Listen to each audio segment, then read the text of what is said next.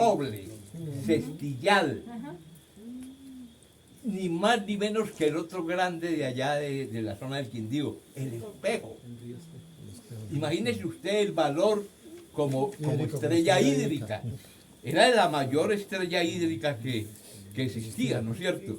Y entonces, para el otro lado, la quebrada Boquía, que le da nacimiento junto con el río Quindío a lo que se llama el río Quindío. Hasta ahí Boquía se llama Boquía y de ahí en adelante se llama río Quindío. Imagine usted la importancia de ese sitio. Coinzá. ¿Cuál es la discusión? La discusión es si Coinzá era el sitio, ese sitio era el sitio del Salado. Y entonces hay unos señores que dicen que el Salado era abajo de Coinzá, pero abajo de Coinzá es el Cedral. Cuando este jovencito de gafas era niño, nosotros íbamos al Cedral. Y entonces oíamos las maldiciones de Víctor Cardona, de los choferes de las Chivas, que decían no le volvás a echar agua de esa porquería de manantial ahí, que eso acaba con las bujías no, ¿dónde se echa el agua? En las baterías y en los radiadores, en esas dos cosas. Eso acaba con todo. Eso es un agua salobre. Regañaban a la gente. Entonces eso es como echarle soda, de la que vendían soda Postobona. Y ahí está. Ahí pueden ir ustedes a probar esa agua salobre. Entonces, ese es el único vestigio que todavía no está hecho. Que ustedes pueden ver a ver qué pasa con ese salado. Es un salado, el salado del Cedral, y que tenía como característica pues que los salados eran a la vez sitios donde había muy buena cacería, ¿no es cierto? Porque a los salados llegaban toda la fauna. La fauna. Y también, ¿por qué no pensar nosotros que también llegar a un sitio donde haya sal debía ser muy valioso? Entonces se llegaba ahí al Cedral. Si ustedes cogen por aquí y bajan al salado. Entonces, la importancia de ese camino era que llegaba hasta ahí. Pero ahí cogía otro camino, un camino al lado derecho del Otún, no al lado izquierdo, por donde va la carretera, sino al lado derecho. Ese camino, al lado derecho, era el camino más importante que había sobre el Otún. Porque el camino más importante que había por aquí, y ustedes lo van a ver en el material que les vamos a entregar, es sobre todo este filo. Ustedes, aquí donde estamos, podemos inclusive hacer una caminadita, o ya lo hicieron, ¿no es cierto? No, sí, ya caminamos. Hacer una caminadita donde está la mayor huella del camino real. Es allí nomás. No se demora uno más. No creo que nos demoramos 20 minutos No, caminando. pero está lejitos. Ah, bueno, está lejitos. Sí. Programamos la ida. Ahí encontramos un camino, una huella de un camino que tiene más o menos 20 metros de ancho y 8 metros de profundidad de huella. Es la mayor huella que hay. Por ahí pasó entonces parte del camino de la sal, porque a nosotros no nos pueden decir que los españoles fueron los que diseñaron los caminos, sino que el español simplemente utilizaba el camino que utilizaba el indio. El indio, nosotros, nuestros antepasados, utilizábamos el camino, hasta 20 huellas se han encontrado en caminos de indios, porque nosotros caminábamos por aquí, pasaba como bajando para acá, que ahí se resbala uno, entonces la próxima vez pasa un poquito más para allá o un poquito más para allá, y entonces son anchos pero no profundos, no tienen ninguna profundidad porque como nosotros no teníamos bestias, pues las bestias llegaron de afuera. Sí, ese es el término. Y vaya bestias, vaya bestias. ¿Quién monta sobre quién? es una discusión sobre las bestias, ¿no es cierto? Eso ya es una discusión de carácter filológico. Y lo digo filosófico para no meterme en esos problemas. Pero entonces ahí está la huella, el camino de la sal. ¿Por qué el camino de la sal? Porque el camino de la sal se iniciaba el camino de la sal se iniciaba en Burilá. Burilá era el primer salado así de importancia que teníamos nosotros. En la parte media de Bugaragrande. Ahí había un río que todavía, una quebrada que todavía se conserva. Se llama Calarca, o Calarcá, que se llama así. Ahí hay un salado, ese era el más importante. Ese se venía y llegaba a Chagualá. Chagualá era en Calarcá, o Calarca. Los Calarca, ahora hablamos un poquito de eso, porque Calarca no era el nombre de una persona, sino era un rango. Como decir el Zipa, el Saque, el Calarca era el cacique del cerro Calarcá. Ahora, ¿por qué era importante el cacique del cerro Calarcá? Ustedes van a verlo cuando bajen el material, van a ver porque en la base de ese cerro Calarcá, que hoy en día está Barcelona, Quindío, está ahí en la base, está la huella de 9 caminos, entre otros este camino. Entonces imagínense ustedes la importancia que podía tener ese camino, pues cuando hay 9 caminos ahí. Ahora, venían por el camino de arriba, el del páramo, pues, el camino del sur y del extremo norte de los dos. Venían por ahí, y llegaban y les decían, miren, está pasando esto ahí. No era sino bajar por todo el filito. Aquí está el río Santo Domingo, aquí está el río Verde. Y se venían por el filito. Y salían al cerro de Calarcá, cerro de Calarcá, que hoy en día se llama el Alto del Oso, en la divisoria entre Calarcá y Córdoba. Ahí queda se llama el Alto del Oso, el cerro Calarcá. Entonces los caciques de ese cerro, que habitaban ese cerro, eran los caciques de Calarcá. Entonces lo del Apus, hay que explicarlo, ¿Ah? lo del Apus. Bueno, sí. Perdón, maestro, sí, porque en esos la Academia Española no tiene a Calarcá como cacique, sino una cantidad de caciques allá. Por Y eso, explica lo que usted por está eso, diciendo. por eso, pero los Cacique tres, Calarcá los no tres existe. caciques históricos de Calarcá son el primero que encontraron los españoles, que se llamó Calpú, ese fue el primero. El segundo, que fue el de la historia esa de la lanza, todos la saben, o hay que contarla. La lanza de Baltasar. Sí, Entonces, la historia de la lanza es bien sencilla, ese se llamó Cayacá. Cayacá. Eso tuvo un tropel, los españoles trataron de construir una fortaleza para acabar de hacer pues, la agresión sobre el pueblo llamado Pijao, que era una federación de pueblos. Para que ustedes también, eso está también era lo más organizado. en el mapita, está los dos, ustedes lo van a encontrar ahí, está antes cuando nos llamamos Quimba. No Quimba, hasta ahí nos llamamos Quimba. Y para el 1560 ya nos pusieron el ya. Entonces somos quimbayas, ¿no es cierto? Eso está en el mapita, pues, que les va a llegar. Entonces, esa historia narra que es la que los españoles quisieron que nosotros aprendiéramos de lo malo que fue Calarcá. Entonces, Cayacá, que fue al que le tocó eso, le tocó la resistencia frente a la construcción de esa fortaleza. Esa fortaleza se llamó la Fortaleza de San Lorenzo, así se llamó, porque era inexpugnable. Y una anciana indígena, pues pensó mucho en los españoles y les llevaba agüita y les llevaba cositas y ellos no dejaban acercar a nadie, pero la viejita sí. La viejita se llamaba Andicá.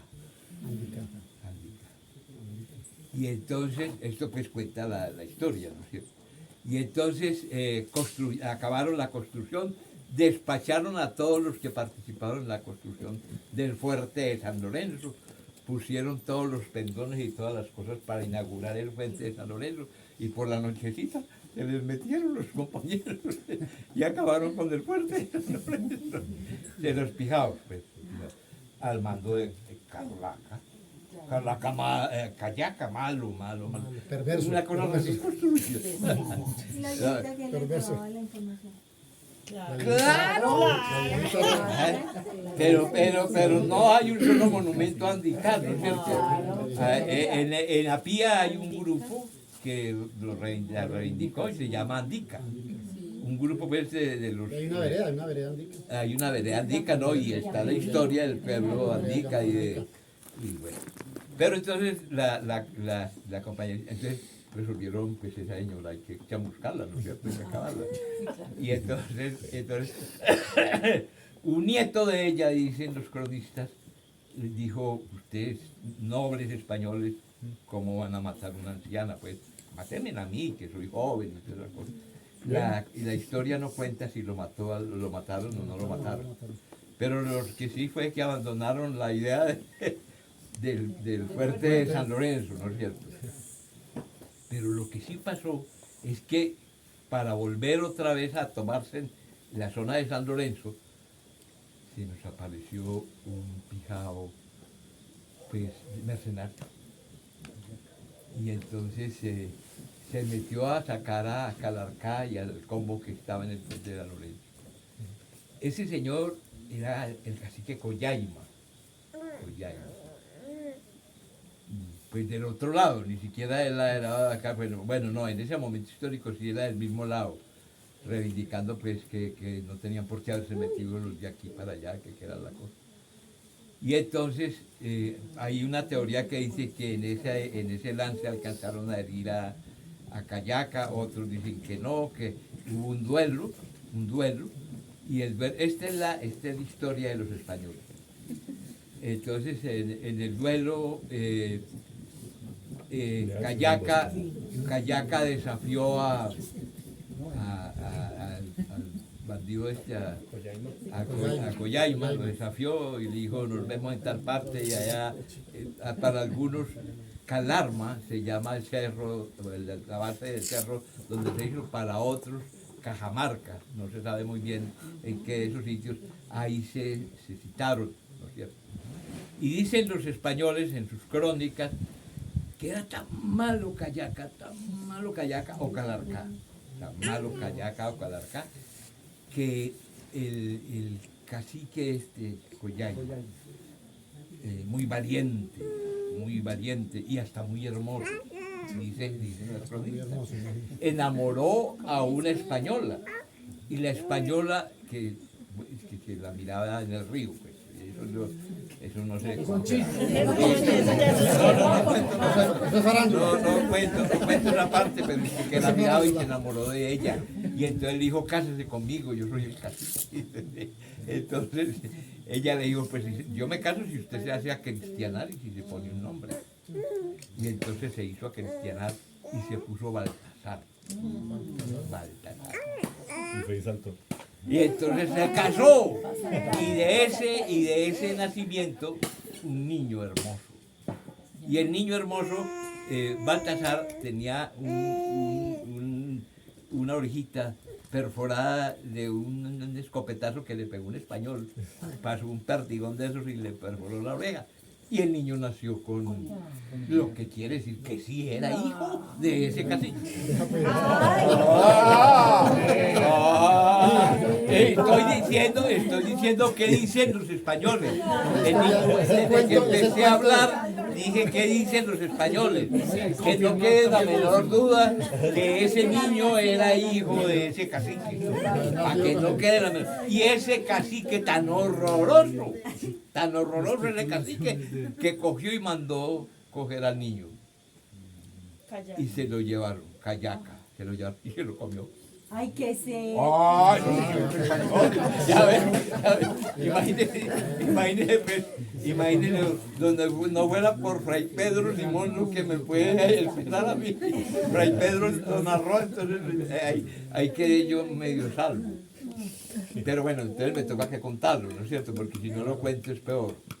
Entonces, él cogió pues tan malo, Cayaca, tan malo que lo volvió en un cuero de tigre y cogió una flecha, una lanza y ¡pum! La clavó en la puerta de don Baltasar, que ahora ya se llamaba don Baltasar. Ya no era Y Collain. entonces don Baltasar le mandó decir, vea, ya no me lo aguanto más. Nos vemos en Cajamarca a tales horas y a un duelo. Y el que quede vivo maneja los pijados. Ese es el jefe. Y entonces dice la historia de los españoles. Dice la historia de los españoles que estaban ahí los dos. Cayaca y don Baltasar ya. No le quitemos no le pongamos el otro nombre. Estaban allí. Y en una vuelta de Calarcá que dio ahí, cuando iba a empezar el duelo, don Baltasar saca la lanza y lo ensarta aquí. Entonces, pues todos los que estaban presenciando el duelo, imaginaron, ¡oh! Y entonces Cayaca dice, y lo dicen los mismos españoles, cogió la lanza y se la fue metiendo y se fue por la lanza. Cuando llegó a donde tenía la lanza en sus manos, se le aventó y lo cogió y lo estranguló. Y ahí quedó entonces don Baltasar y Cayaca. Cayaca muerto los dos. Murieron los dos. Esa lanza fue bendita porque mató a Cayaca, a Calarca. Esa lanza empezó a correr las bendiciones que traía esa lanza, hasta que el clero la reclamó. Una lanza que era un milagro. No es cualquier lanza. Y entonces la llevaron a la iglesia catedral de Ibagué y allá la pusieron, la instalaron. A partir de ahí, usted era más importante, bueno, tenía un rango más o menos de importancia entre San Ignacio, bueno, era santa, era una lanza santa. Pero eso no tiene mucho que ver con nosotros, pero lo que les voy a contar sí tiene que ver con nosotros. Porque todo el mundo iba pues a orarle a la lanza, a decirle todos los males de la lanza. Entonces alguien dijo, con el tiempo, esa lanza, esa reliquia, se merece un novenario.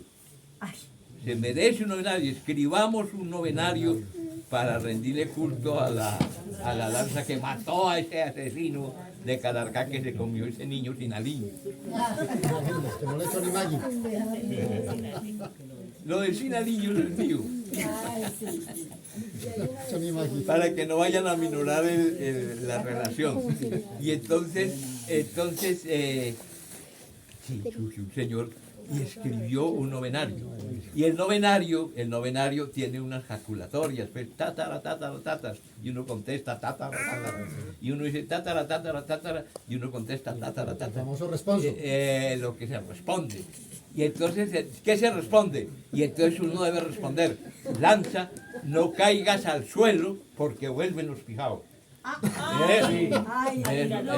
Eso, amén. Entonces, lanza, no caigas al suelo porque... Bueno, van a ver qué van a hacer ustedes. El que escribió eso y se lo regaló al clero del Tolima se llamó Francisco Pereira Martínez. ¿Cómo les parece? Qué belleza. Eso dice la Academia de Historia del Tolima. No lo dice Guillermo Castaño, sino la Academia de Historia del Tolima. Qué vulgaridad. Bueno, no sé. Bueno. Ahí vamos cuando estábamos contando pues el cuento de las relaciones. Eso es lo que tenemos, sí, eso es lo que tenemos de cultura y No, de- estábamos contando el cuento de la relación, del camino importante que teníamos. Entonces, este camino por aquí, que es el que decimos, no sé por qué, no sé si no tenemos tiempo, pero sí sería muy bueno verlo, ver el camino de la sal, que después fue el camino real, y después de camino real fue el camino nacional. Y aquí viene otra historia que tiene que ver con Pereira.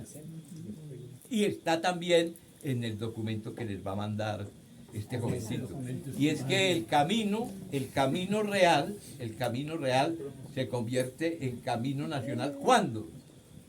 ¿Creen ustedes que cuándo dejó de ser el camino real para empezar a ser? Cuando esto ya no era del rey. Cuando ya no era el rey, cuando ya era republicano. Pero ¿qué elemento transformó la huella del camino? la colonización. Ah, la expedición. Bien valioso el aporte. Sí, pero ¿qué? Mire, una cosa muy sencilla. Pereira está donde estuvo Cartago. Cartago estuvo ¿cuántos años donde está Pereira? 30. Más de 120. Pierde el año. Cambio mi vida.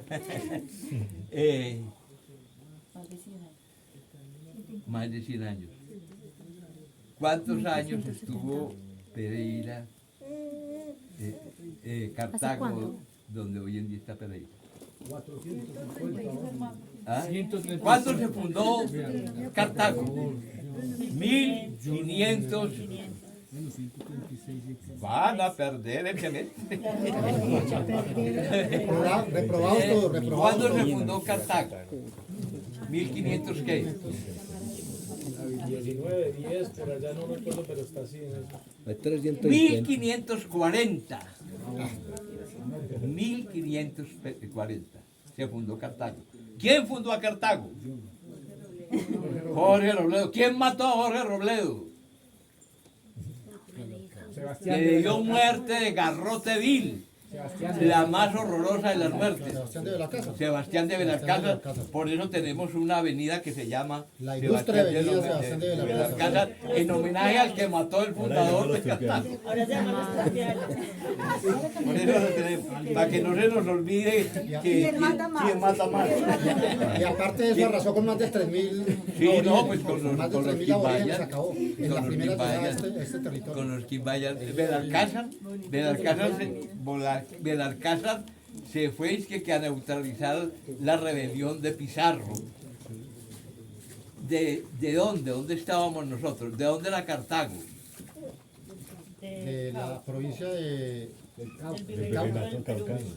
¿No era provincia del Cauca? No, todavía no éramos policía del Cauca. Ah, todavía no éramos provincia del Cauca. Éramos gobernación de Popayán, del virreinato del Perú. ¡Oh! Eso se nos olvida, o no nos lo han dicho, que fuimos peruanos. Llevamos 4 años y no hemos podido... Oye, memoria- del virreinato del Perú, imagínense ustedes, ¿ah?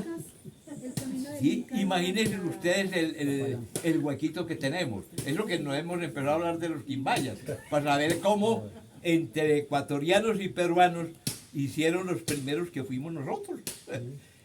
Los cañarís, la esencia de los quimbayas, el pueblo cañarí, era una mezcla andino-amazónica mesoamericana. Por eso tenemos elementos amazónicos como las cositas aquí. Por eso tenemos hasta los cumbas. Los cumbas de allí de Río Sucio tienen los números mayas. Pues, y le rinden culto el dios de los cumbas y de los umbras, que podemos hablar con ellos, podemos hablar no con su elección, sino con ellos. Ellos le rinden hoy en día culto a Tupinamba, un dios amazónico, y el segundo, la segunda deidad que ellos tienen, la segunda es la Virri. La Virri es una serpiente que habita para algunos en la laguna de Lotún, para otros en otra laguna que no se sabe cuál es. La Virri. Una leyenda andina. Un dios amazónico, el más importante, Tupinamba. Y una leyenda andina de la serpiente. La serpiente acaba de pasar y acaba de aparecer en la queja de las sociedades de naturalistas protestando porque Falan Tolima, unos cazadores especializados de Ibagué, se fueron a matar los pájaros cuaresmeros, águilas cuaresmeras que están en migración y que cuando llegan, el primer punto donde llegan es en Tuluá arriba, en un páramo ahí enseguida de Chilí, ahí llegan, y que los campesinos de allá tienen la leyenda de que esos pájaros cuaresmeros llegan a quitarle las plumas a una serpiente que habita en esa laguna.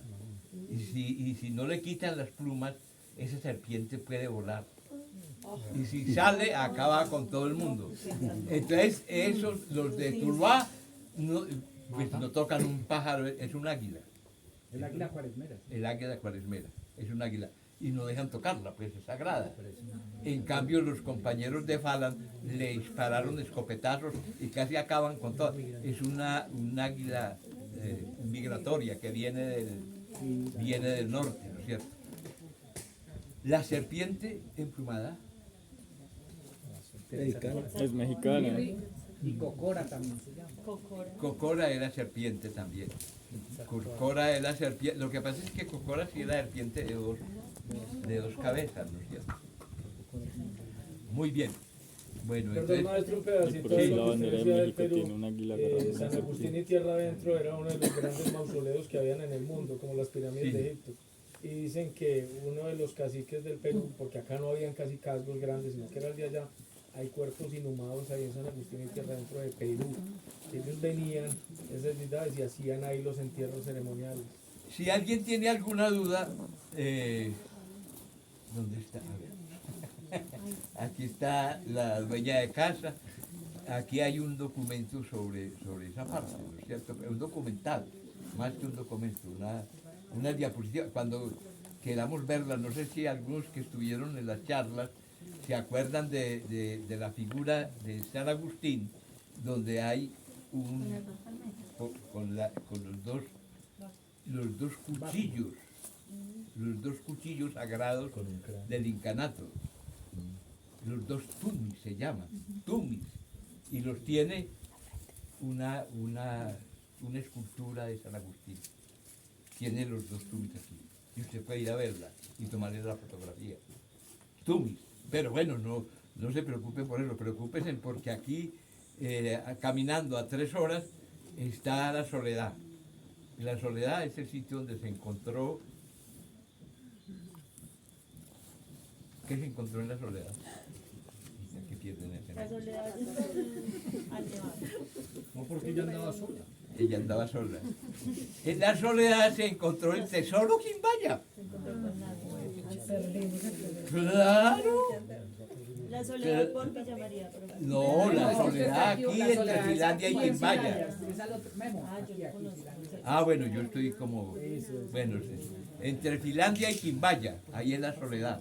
Ahí se encontró el tesoro Quimbaya.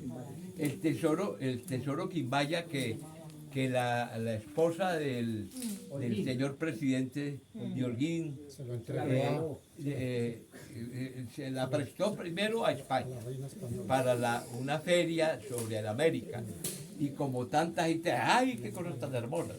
Entre las cosas hermosas está una bocina. Yo sé que todos ustedes saben que los quimbayas tenían bocina.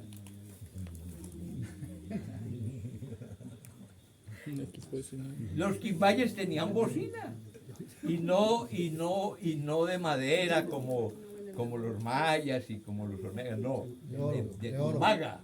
bocinas de Tumbaga, bocinas de Tumbaga, y suenan, ojalá, tenemos un grupo de personas que están trabajando en reconstruir la bocina para que en este diciembre volvamos a oír el sonido de la bocina, cómo sonaba, ¿no es cierto? El cosito que le da el sonido a la bocina, la boquilla,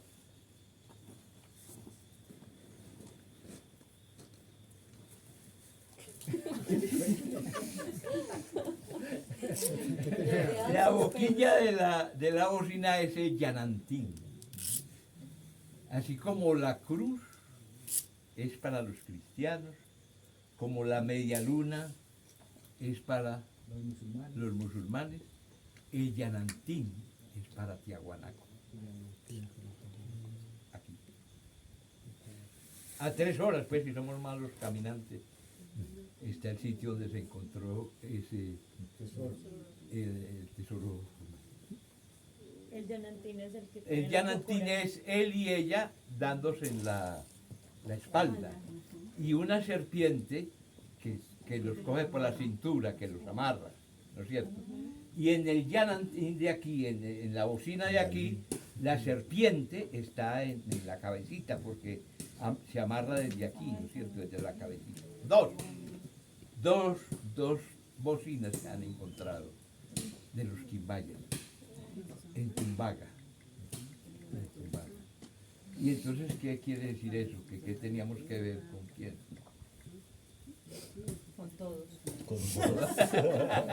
Los del sur. Resulta con todos. La cultura tiahuanaco, uno de los centros de la cultura andina, ¿no es cierto? Bueno, sigamos en la historia que íbamos. Yo ordinariamente hago estos despistes así como para que sí, para que Porque podemos, lo que pasa es que está doña Consuelo en Achichavari programó lo de los almuercitos. sí, Entonces, si quiere, terminamos la charla ya, en la maloca de Achichavari. sí, claro. Ya que salió. Claro, donde ustedes digan.